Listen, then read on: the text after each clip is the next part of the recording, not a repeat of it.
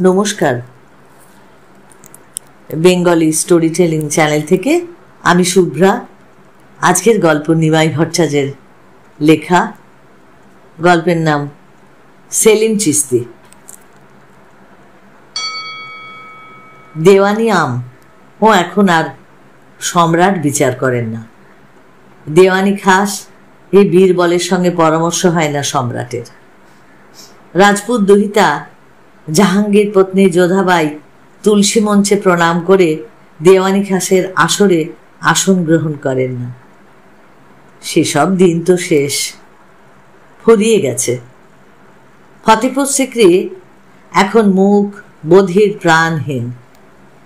মিয়া তানসেনের গান শুনে যে রাজপ্রাসাদের মানুষ চঞ্চল হয়ে উঠত সকালে সন্ধে, চারপাশের গ্রামের মানুষ মুগ্ধ হয়ে যেত সঙ্গীত সম্রাটের সুরে, সে অমৃত কণ্ঠস্বর আর শোনা যায় না। সম্রাট নেই, সাম্রাজ্ঞী নেই, নেই রাজপুত্র মন্ত্রী, রাজজ্যোতিষী, গায়ক, সখী, বাইজি, নর্তকী, কেউ নেই। সেনাপতি তো দূরের কথা, একজন সাধারণ সৈন্য পর্যন্ত নেই ফতেপুর সিকরিতে। বুলান দরওয়াজ আজ আর অশ্বারোহী সৈন্যরা পাহারা দেয় না। তা না হোক, আজও মানুষের কলগুঞ্জনে মুখরিত হয় ফতেপুর সিকরি। প্রাণহীন এই প্রাসাদ, তার পুরনো দিনের স্মৃতি সারা দেশের মানুষকে ঘর ছাড়া করে টেনে আনে। সারা বছর ধরে তারা আসে, দেখে, ভাবে, একটু আনমনা হয়ে ফিরে যায় না। রাজপ্রাসাদ দেখেই ফিরে যায় না। সবাই আসে শেখ সেলিম চিশতির সমাধিতে, প্রণাম করে, প্রার্থনা করে, শ্বেত পাথরের জালিতে লাল সুতো বাঁধে। শ্বেত, শুভ্র, নির্মল, পবিত্র তীর্থে এসে কামনা বাসনার আগুন ছড়িয়ে যায় সবাই। পাপিয়া, তুমি কিছু প্রার্থনা করে লাল সুতো বাঁধবে না? না। অবাক হয় রঞ্জন। সে কি? এবার একটু কাছে এসে নিবিড় হয়ে পাশে দাঁড়িয়ে চাপা গলায় বলল, শুনেছি সেলিম চিশতির কাছে কিছু চাইলে নাকি পাওয়া যায়। আমিও শুনেছি। তা তুমি কিছু চাইবে না? তোমার কোনো প্রার্থনা নেই? পাপিয়া মুখ ঘুরিয়ে রঞ্জনের দিকে তাকিয়ে বলল, আমি মুখ ফুটে চাইলেই সেলিম চিশতি আমার প্রার্থনা মঞ্জুর করবেন? রঞ্জন ঠিক জবাব দিতে পারেনি। না, তা ঠিক নয়, তবু আর কি। সেলিম চিশতি নিশ্চয়ই আমার মনের কথা জানেন। সারা বছর ধরে মানুষের স্রোত বয়ে যায় এই সেলিম চিশতির সমাধিতে। শীত, গ্রীষ্ম, শরৎ, হেমন্ত, সব সময়, সকাল থেকে সন্ধে পর্যন্ত। আজ কোজাগরী লক্ষ্মী পূর্ণিমা। বিকেল হতে না হতেই সবাই তাজের পথে। বিবর্ণ মনকে একটু রঙিন করবার জন্য আজ সেলিম চিশতির সমাধি ছেড়ে সবাই যমুনা পাড়ে তাজমহল দেখতে চলেছেন। যখন শেষ দর্শনার্থীর দল ফতেপুর সিকরির পাহাড় থেকে নিচে নামতে শুরু করেছেন, তখন বিবেক আস্তে আস্তে সেলিম চিশতির সমাধির সামনে এগিয়ে গেল। তোমার কাছে আমি আর কিছু চাই না, শুধু বছরে একবার আমাকে সেলিম চিশতির সমাধিতে নিয়ে যেও। আমার কাছে আর কিছু চাও না? না। বিবেক একটু অবাক হয়, একটু ভাবে, সেলিম চিশতির সমাধিতে গিয়ে কোনো কিছু মানত করবে? না না, সেসব কিছু না। তবে কিছুই না, শুধু ভালো লাগে। একটা চাপা দীর্ঘশ্বাস ছাড়ে বিবেকের স্ত্রী। দৃষ্টিটা একটু যেন দূরের দিকে ছড়িয়ে দেয়। খুব ভালো লাগে ওখানে গেলে, মনে ভীষণ একটা শান্তি পাই। বিবেক প্রত্যেক বছর স্ত্রীকে এনেছে। ফতেপুর সিকরিতে এসে আকবরের প্রাসাদ দেখেনি, সারা দিন কাটিয়েছে এই সমাধি মন্দিরে। বিবেক বাধা দেয় না, কিছু বলে না, শুধু দেখে, বিভোর হয়ে দেখে তার আনমনা স্ত্রীকে। হাসতে হাসতে বিবেক বলে, তুমি বোধহয় গত জন্মে সেলিম চিশতির কেউ ছিলে। বিবেকের স্ত্রী হাসে। হাসছ? হাসবো না? সত্যি বলছি, তুমি ওখানে গেলে এমন বিভোর হয়ে যাও, আত্মভোলা হয়ে যাও যে আমার সত্যি মাঝে মাঝে এটা মনে হয়। সমাধির মুখোমুখি হতেই থমকে দাঁড়ালো। হ্যাঁ গো, তোমাকে আমি বড্ড কষ্ট দিই, তাই না? না না, কষ্টের কি আছে? কষ্ট বই কি, আমার খামখেয়ালিপনার জন্য তোমাকেও দুর্ভোগ সহ্য করতে হয়। বিবেক একটু কাছে টেনে নেয় স্ত্রীকে। আমার একটুও কষ্ট হয় না, বরং তুমি আমার উপর রাগ করো না। পাহাড় দিয়ে নামতে নামতে বিবেক বুকের কাছে টেনে নেয় স্ত্রীকে। রাগ করবো কেন? বিশ্বাস করো, এখানে এলে আমার খুব ভালো লাগে। এখানে না এসে আমিও থাকতে পারি না। মুখ থেকে নয়, অন্তর থেকে কথাগুলো বেরিয়ে গেল। বিবেক যেন সব কথা শুনতে পাচ্ছে। যখন আমি থাকবো না তখন তুমি এসো। সেলিম চিশতির সমাধির আশেপাশেই আমার আত্মা ঘোরাফেরা করবে। আমি এখানে থেকে কোথাও যাব না। ভাবতে গিয়ে বিবেকের চোখে জল আসে। তবু আস্তে আস্তে এগিয়ে গেল। একবার সেলিম চিশতির সমাধির দিকে তাকিয়েই দৃষ্টিটা ঘুরিয়ে নিল, এ পাশ থেকে ও পাশ। মাঝপথে আটকে গেল। মনে হলো এই ভদ্রলোককে যেন আগেও দেখেছে বিবেক, এই শেখ সেলিম চিশতির সমাধিতে। গত বছর নাকি পরপর কয়েক বছর একবার এক হোটেলেই বোধহয় ছিল দুজনে। টাঙ্গাওয়ালা এসে ভদ্রলোককে ডাক দিল, সাব চালিয়ে, রাস্তা অন্ধকার হয়ে যাচ্ছে।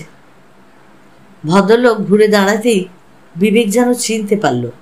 কিছু বলল না, মনে মনে ভাবল শেখ সেলিম চিশতির কাছে ইনিও কিছু গচ্ছিত রেখেছেন নাকি। তুফান এক্সপ্রেসের কামরায় দুজনের দেখা। টুন্ডলা পার হওয়ার পরই আলাপ হলো। বিবেক জিজ্ঞাসা করলো, আপনি কি প্রায়ই দিল্লি আসেন? হ্যাঁ, কেন বলুন তো? না, মনে হয় পরপর কয়েক বছর আপনাকে ফতেপুর সিক্রিতে দেখেছি। ফতেপুর সিক্রি মানে শুধু সেলিম চিশতির সমাধিতে যাই। হ্যাঁ হ্যাঁ, ওই সেলিম চিশতির সমাধিতেই দেখেছি। এবার রঞ্জন জানতে চাইল, আপনিও বুঝি প্রত্যেক বছর এদিকে আসেন? একটু শুকনো হাসি হাসল বিবেক। একটা দীর্ঘ নিঃশ্বাসও ছাড়ল। আসি মানে আসতে হয়, আসলে না এসে পারি না।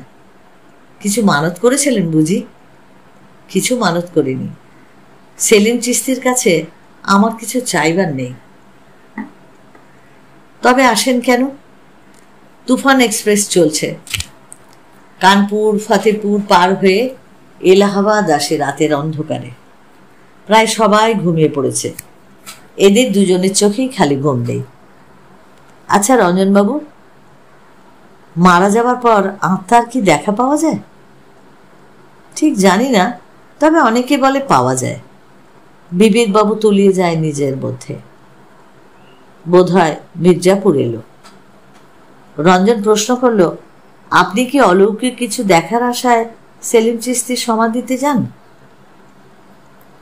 না, তা ঠিক নয়, তবে আমার স্ত্রী বলেছিল যে মরার পর সেলিম চিশতির সমাধির আশেপাশেই আমি থাকব। উনি বুঝি খুব সেলিম চিশতির ভক্ত ছিলেন? নিশ্চয় ছিল। তা নয়তো প্রত্যেক বছর কেন আসতো? প্রত্যেক বছর আসতেন? হ্যাঁ, বোধহয় সেলিম চিশতির কাছে মানত করে কিছু পেয়েছিলেন, অথবা। বিবেকবাবু তাড়াতাড়ি ওকে বাধা দিয়ে বলেন, না না রঞ্জনবাবু, ও কিছু মানত করতো না। চুপ করে বসে বসে কি যেন ভাবত, তন্ময় হয়ে ভাবত। রাত আরো গভীর হয়। জানেন রঞ্জনবাবু, হঠাৎ আমাদের বিয়ে হয়। আমার স্ত্রী আগ্রাতে ওর ছোট মামার কাছে ছিলেন। আমার শ্বশুর মশাই ওকে টেলিগ্রাম করে কলকাতায় আনান। ও আসার দুদিন পরেই আমাদের বিয়ে হয়। তারপর বিয়ের পর আমার স্ত্রী আমাকে শুধু এই একটা অনুরোধই করেছিলেন। কি? এই প্রত্যেক বছর এই সেলিম চিশতির সমাধিতে আনার অনুরোধ করেছিলেন। রঞ্জনের যেন কেমন লাগে শুনতে। একটু ভাবে, উনি কি আর্কিওলজিতে ইন্টারেস্টেড ছিলেন? ওর মামা আর্কিওলজি ডিপার্টমেন্টে কাজ করেন, আগে বহুদিন আগ্রা ফতেপুর সিক্রিতে ছিলেন। হঠাৎ রঞ্জন জিজ্ঞাসা করে, কি নাম বলুন তো? সুধীর সরকার। মুখ ফসকে বেরিয়ে গেল সুধীরদা। সুধীর সরকারের নাম শুনতেই রঞ্জনের হৃৎপিণ্ডটা হঠাৎ থমকে দাঁড়ালো, মুখখানা কালো হয়ে গেল। কিন্তু অন্ধকার কম্পার্টমেন্টে বিবেকবাবু বুঝতে পারলেন না। জিজ্ঞাসা করলেন, ওকে চেনেন নাকি? হ্যাঁ, চিনি। আপনিও কি আর্কিওলজি ডিপার্টমেন্টে কাজ করেন? আর সত্যি কথা বলতে পারল না রঞ্জন। বলল, না। বিবেকবাবু পার্সের ভেতর থেকে একটা ফটো বার করে প্যাসেজের আবঝা আলো এগিয়ে ধরলেন। রঞ্জনবাবু, আমার স্ত্রীর ছবি। রঞ্জন ও ছবি দেখতে চায়নি। ও ছবি ওর মনের মধ্যে অসংখ্য স্মৃতির মালা দিয়ে বাঁধানো আছে। তবু না দেখে পারল না। পাপিয়া। ট্রেন মোগলসরাই স্টেশনে ঢুকছে। রঞ্জন তাড়াতাড়ি সুটকেসটা নিয়ে উঠে দাঁড়ালো। নমস্কার, এখানেই নামবেন? হ্যাঁ, আমি একটু বেনারস ঘুরে যাব। আপনার ঠিকানাটা? রঞ্জন হাসল। তার কোনো দরকার নেই, ওই শেখ সেলিম চিশতির সমাধিতেই দেখা হবে। গল্পের শেষে রবীন্দ্রনাথের কবিতার এই কটা লাইন বড্ড মনে পড়ছে। বক্ষ হইতে বাহির হইয়া আপন বাসনা মম, ফিরে মরিচিকা সম। বাহু মেলি তারে বক্ষে লইতে, বক্ষে ফিরিয়া পাই না। যাহা চাই তাহা ভুল করে চাই, যাহা পাই তাহা চাই না। এই গল্পটা যদি তোমাদের ভালো লাগে তাহলে তোমরা অবশ্যই লাইক ও শেয়ার করো। আর যারা এখনো সাবস্ক্রাইব করোনি, প্লিজ প্লিজ সাবস্ক্রাইব করো। সকলে ভালো থেকো, অপেক্ষায় থেকো আমার পরবর্তী গল্পের জন্য।